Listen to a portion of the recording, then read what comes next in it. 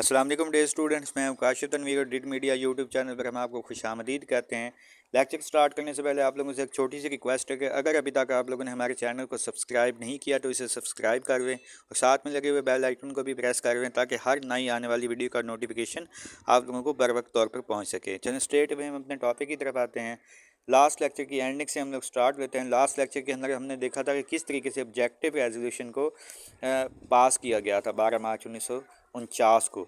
आगे देखते हैं कि किसी भी कॉन्स्टिट्यूशन बनने के लिए पहले किन किन चीज़ों को ख़ास तौर पर मद्देनज़र रखा जाता है। नेचर स्ट्रक्चर ऑफ कॉन्स्टिट्यूशन बनाया जाता है और इसके अलावा जो है आप कह सकते हैं लेजिस्लेचर असम्बली के बारे में हम देखते हैं, एग्जेक्टिव काउंसिल के बारे में हम लिखते हैं, बाई कैमरल और यूनी कैमरल सिस्टम होगा और इसके अंदर कितने आर्टिकल्स होंगे।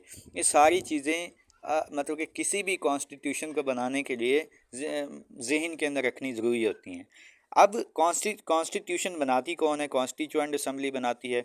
पाकिस्तान की अगर तनाज़ुर के अंदर देखा जाए तो कॉन्स्टिट्यूएंट असम्बली ने ये जो काम था, बेसिक प्रिंसिपल कमेटी, मैंने बीपीसी शॉर्ट करके लिखा हुआ है, इसका full form basic principle committee है। बेसिक प्रिंसिपल कमेटी बनाई और उसके ज़िम्मे ये काम रख दिया गया और बेसिक प्रिंसिपल कमेटी के जो चेयर पर्सन थे वो मौलवी तमीज़ुद्दीन, जो कि प्रेसिडेंट भी कह सकते हैं आप सीए या स्पीकर ऑफ सीए थे। और उन्होंने मिसाल के तौर पर एक रिपोर्ट तैयार की to formulate basic constitution of Pakistan in the light of objective resolution. उन्होंने ऑब्जेक्टिव रेजोल्यूशन की रोशनी के अंदर ही एक क्या किया कि एक रिपोर्ट तैयार की।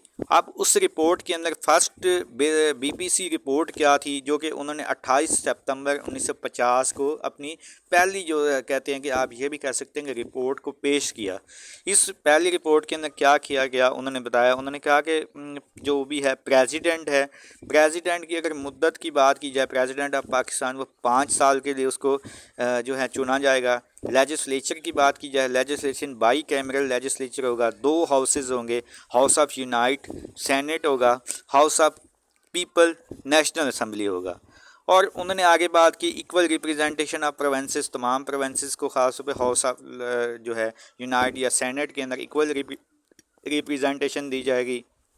आगे seats in assembly according to population के असम्बली के अंदर ख़ास तौर पर एनए नेशनल असम्बली की बात की जाए कि उनको सीट्स उनकी पॉपुलेशन के अकॉर्डिंग उनको सीट्स दी जाएंगी। आगे है हु डिज़ोल्व असम्बली, कि असम्बली को डिज़ोल्व कौन कर सकेगा।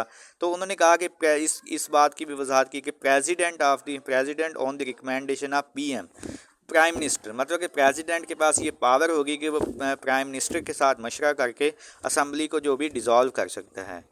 तो अगर नेशनल लैंग्वेज की बात की जाए तो यहाँ पर उन्होंने रखा कि नेशनल लैंग्वेज जो है उसको उर्दू को नेशनल लैंग्वेज रख दिया गया था।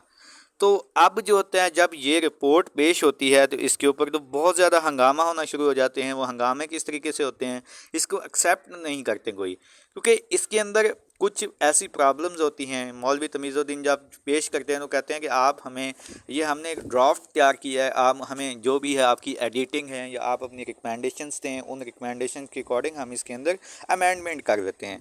तो 76 मिलियन पॉपुलेशन होती है जिसके अंदर 11-12 मिलियन कम से कम जो होते हैं वो नॉन मुस्लिम्स होते हैं। अब इस रिपोर्ट के अंदर गैर मुस्लिमों के लिए या मिनोरिटीज़ के लिए कोई भी प्रॉपर रूल ऑफ लॉ नहीं बनाए जाते। इसके अलावा प्रेसिडेंट, हमने ये बात देखी थी कि मुल्क का नाम भी इस्लामी जमहूरिया पाकिस्तान रखा गया था।